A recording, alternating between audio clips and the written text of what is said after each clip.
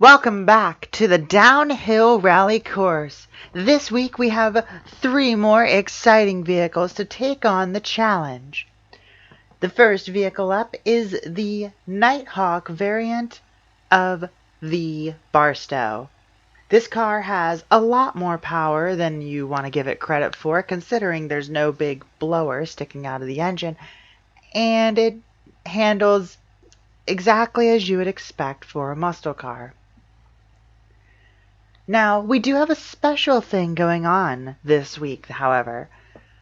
We have Dummies driving the vehicles for us.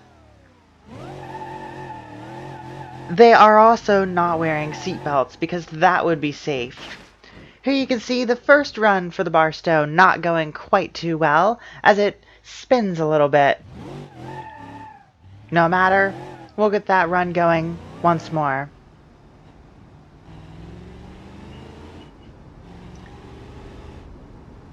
The vehicle does accelerate quite well, and you can see that I'm not putting too much pressure on the throttle because the car does that every time you over push it. Though it does handle quite well, but again, as soon as you over push it, the car is just going to die. The brakes, very easy to lock up, unlike the Moonhawk from a few weeks ago, or videos ago. This car does not have the brakes to actually deal with the course, and again, a little bit too much throttle, and there wasn't even that much used. The car goes around. Here we're coming up to the bridge hairpin, and we get a little tap on the side, and that sends the car around, almost recovered, and then the back wheels decided to hang out off the bridge. Definitely not going to make a very good time if you can't make it through the course. Tried to keep it nice on the inside, trying to avoid the Rock of Doom. End up sliding out a little bit, and the back end gets completely ruined. There is no longer a trunk to this car whatsoever, but there's also some sustained damage to the mechanical bits. Got a little bit too fast coming down here, but wasn't too bad. Kept it under control, and then a little too much acceleration, and there goes the car down the cliff. Now, again, the dummies that you're going to see are not buckled in. Remember to use your seatbelt when you're driving. However, these dummies apparently hang on for dear life and never leave the vehicles. After a few runs, though, once I figured out just be very, very careful with the vehicle, it does get through the course, though not as fast as I would have expected. The car is quite quick, but due to the fact that its power band is so harsh, it just can't get going. And it is very much a typical American muscle car of, well, it can go in a straight line really quick if you can keep it going in said straight line, but don't try and turn a corner with it.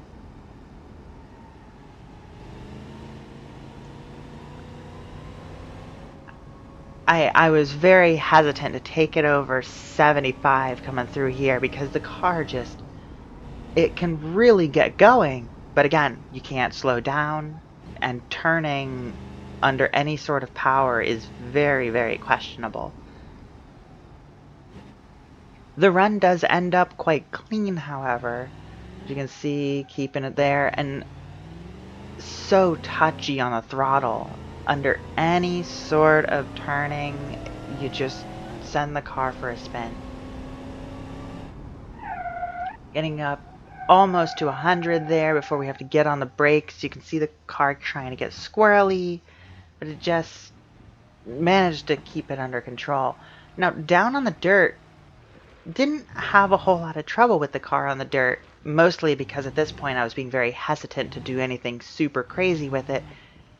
And I just, there's not a whole lot you can do with this car when it comes to fast, precise driving. And considering how much problem I was having on the tarmac with the acceleration, I wasn't going to let it even have the opportunity to do anything stupid on the dirt. The water gives it a big slowdown, possibly due to the heavier weight and the very flat front end. And you can see out here on the dirt, it just wants to spin as soon as you give any kind of acceleration. And you can see the little green down there in the control panel. You can see that there's not a lot because I couldn't get very much going on. And it's across the line, bouncing heavily.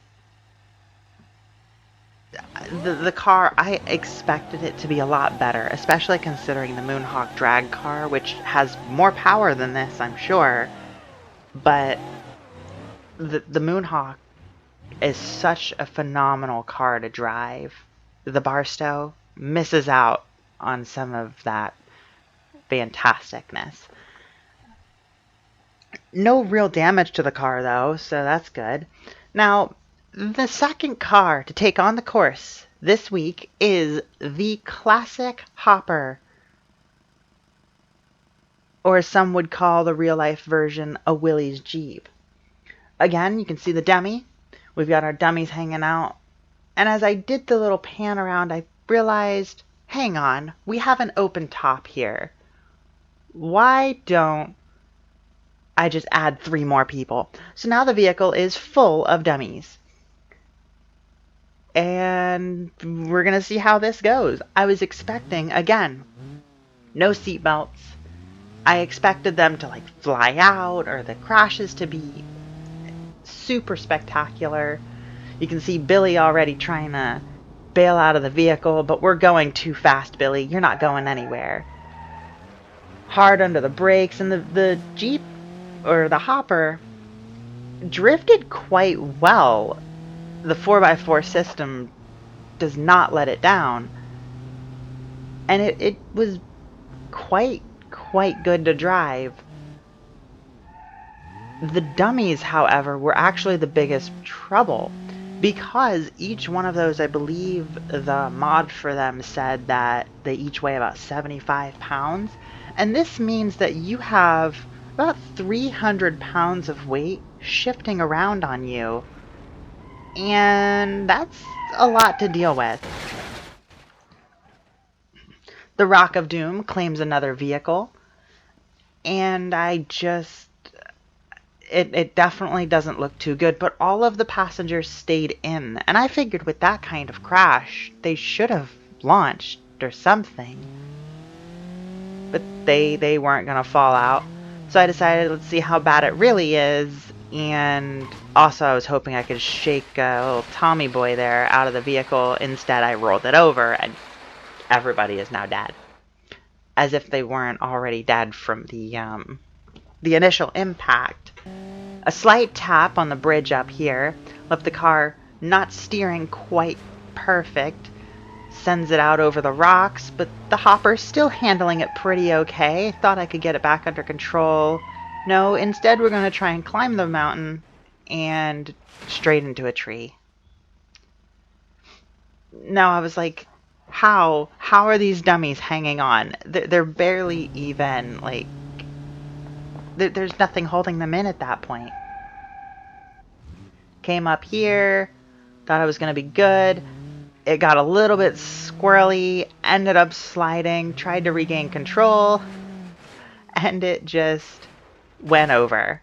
Now at this point I was like, seriously, how are these dummies not falling out of this vehicle? Did I do something wrong? You can see I picked the vehicle up here, fling it over. All of the dummies are still inside. So now I went into the menu because I really wanted to make sure, like, did I disable the seatbelts or not? I thought I did. I went in. I definitely did. Maybe I'm reading it wrong. Maybe default is no seatbelt. I don't know. Could be a bug. So I change it up a little bit just to see. And you can see it was set to empty. Now it says seatbelt for driver 1. So let me test this out, right? If I pick up the vehicle, do anybody fly out? No, nobody's flying out at all. Everybody's just hanging on. Everything's good. So try and pull the person out. No, not happening. This guy is held in there by like super glue. So let me grab the back person. Oh, they came out. So sent them for a little flight. Maybe I didn't pull enough, so grab the driver again by the head, and no, that seatbelt is really strong. So at this point, I was just like, what is going on? How are these people hanging on so well? You can see the vehicle completely destroyed here. There's nothing left to it. I was like, okay, fine, whatever. I guess seatbelt off. So back we go. And again, the weight of the dummies was something that, due to the fact they shifted, really threw the vehicle off. And it was fine most of the time, but it was something that you don't deal with the other vehicles. Most of the other cars that you drive, they're always going to be very specific. You're going to understand what the physics they do are. And when you have extra bodies flopping about, it's very hard to understand. Here, I hit the rock, a dummy went flying, the hopper ends up on its roof. I was pretty happy that the dummy went flying, but also wanted to try and finish this at this point. It took a few runs. A nice little roll there. At this point, the hopper did not want to play well. I guess it was the dummies not so happy that I decided to send them for a flight. This person gets completely destroyed there. Send a dummy flying. Try and collect them up. Was hoping the hopper wasn't too badly broken here, but it just wasn't going to steer correctly anymore. Sends it off for a spin and another good tumble. I tell ya, after I yanked all the dummies out and threw the Jeep around by one of the guys' heads, that sounds so wrong. They were playing very well as far as falling out of the vehicle.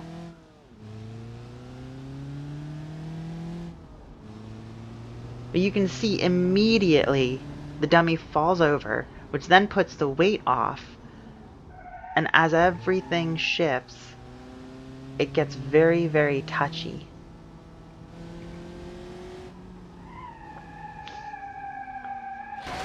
Because so many of them shifted to the right in this case, there was just nothing I could do. Eventually, I did get a good run, and I mean, I say good run, I got a run that finished. I tried so many times after this to get something better, but the weight of the dummies is something that is so unpredictable. With every other car, you do a few runs, you get used to the vehicle, it's all good, and then you can just drive it.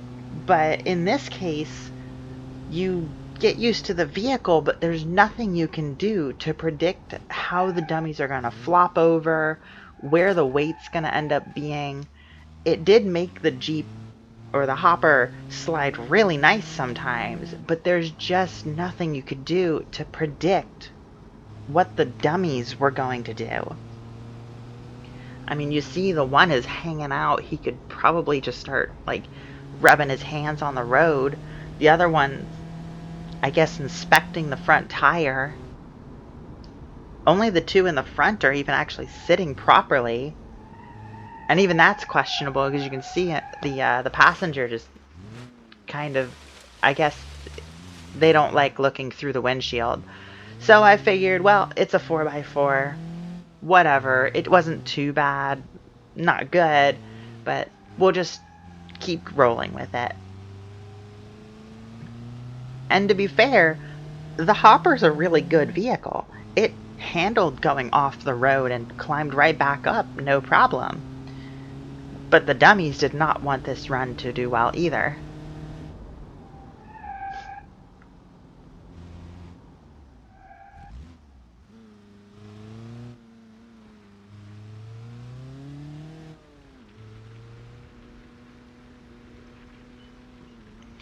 One other problem, though, with the Hopper, and you'll have seen it in some of the earlier bits, is that the engine can over-rev in first. So I also had to be really careful with that, because if you over-rev, then the engine gets damaged, and eventually it'll tear itself apart. Usually that doesn't cause too much problem in a run as short as this, but it is something to be aware of. You really don't want to be doing it too often.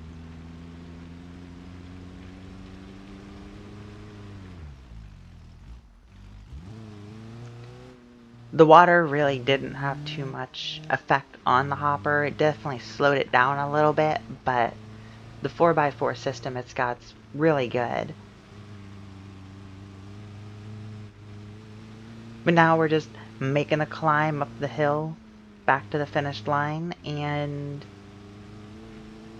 come on with all the dummies, and it's across the line. It was such a painful thing dealing with the Dummies because of how inconsistent they were, and just out of my own frustration from them, I decided I was yanking the driver out.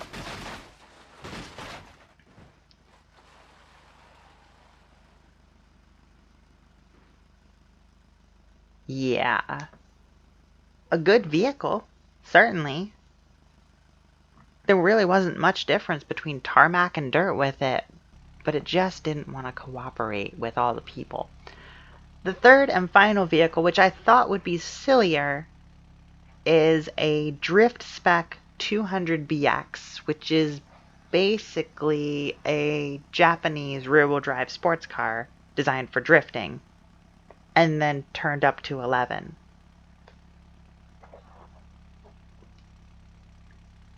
It does look very good. Again, we have a dummy inside. I was hoping with one of the crashes, maybe they would go flying. But to be fair, I didn't actually crash very much with this car.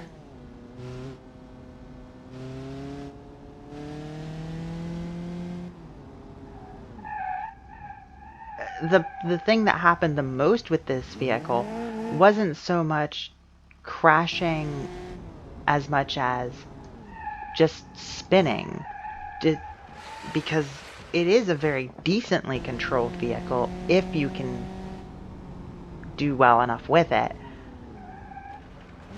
A little out wide here, and again, it just spins and stops.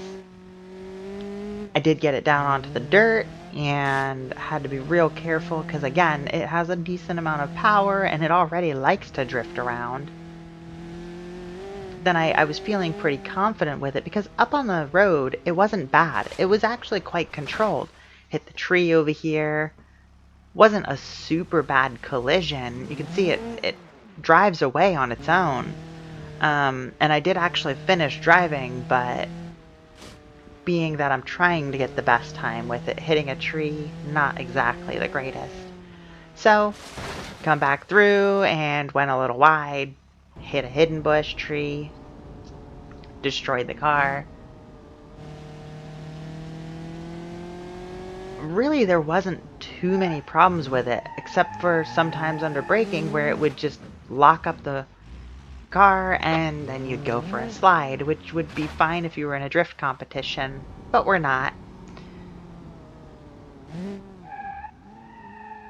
I felt really confident that I could keep the car going at some of these speeds, but it just didn't want to have it. you didn't get to see. A lot of the times I would be drifting around some of these corners just because the car would have to slide out.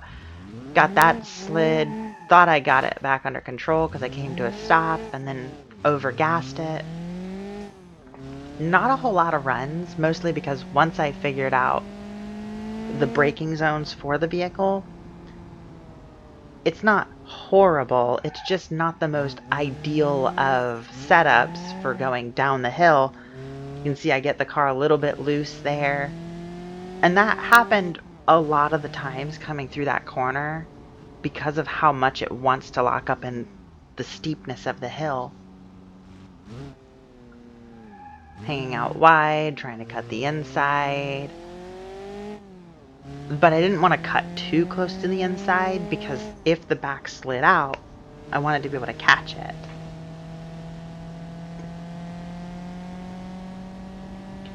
I didn't really have any problems in the high-speed area with this car because it was very stable. Once you were over, once you were in third or fourth gear, the car was very, very stable.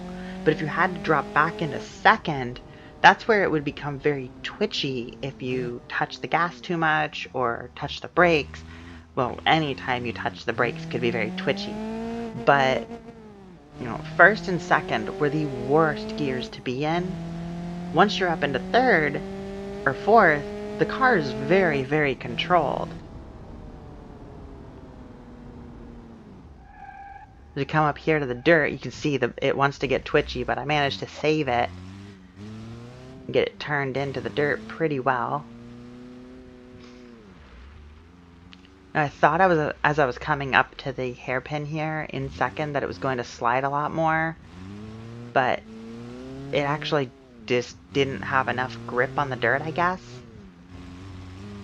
And that was kind of just the overall, like, it had okay grip on the tarmac, but once you got to the dirt, it just kind of didn't.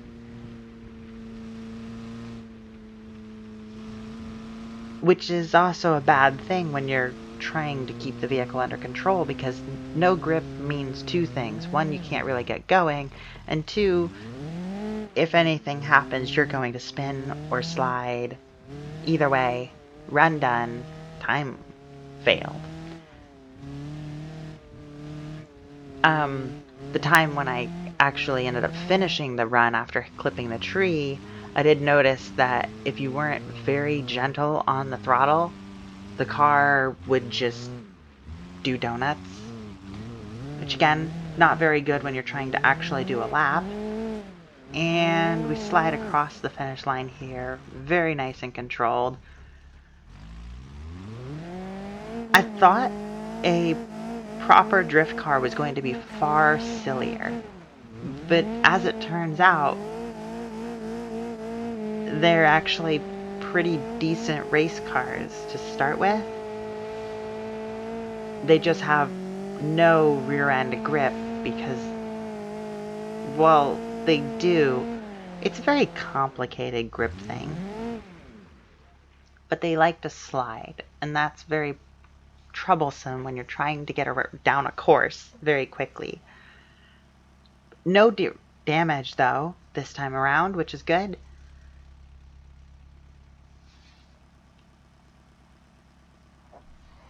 Definitely a good car, but on to the times. We have nobody reaching into the top 5. The Nighthawk gets a 2:38.37, putting it into 6th place. A little further down, we've got the 200BX Drift Car, and the Classic Hopper gets a 2:58.08. It was a good vehicle, but the Dummies just really ruined the stability of that vehicle overall. And the drift car was quite fun, but just like the Nighthawk, because I had to be so careful with it, there was just nothing I could do to make it any better.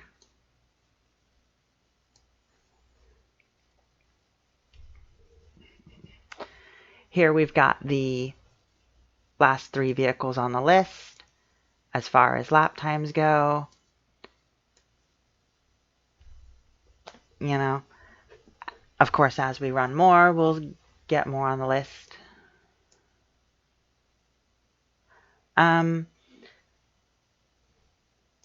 So yeah, that's it for the lap times. But some updates. I'm going to try and have the downhill rally course be a Wednesday release.